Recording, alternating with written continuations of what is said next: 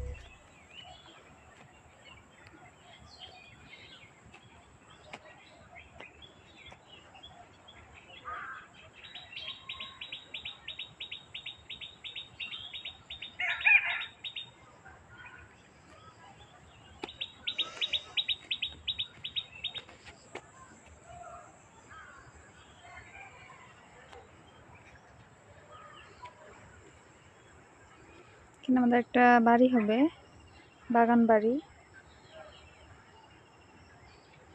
গতকালকের ঝড়ে এখানে একটা কাঠ গাছ ছিল, গাছটা ভেঙে গেছে,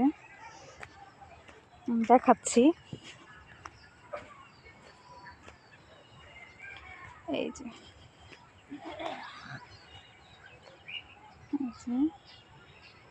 একটা ডাল ভেঙে গেছে, আর এই যে গাছটা এরকম বাঁকা হয়ে গেছে।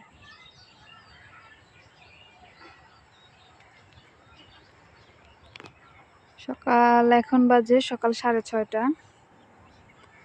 বাগানে এসে খুব ভালো লাগছে।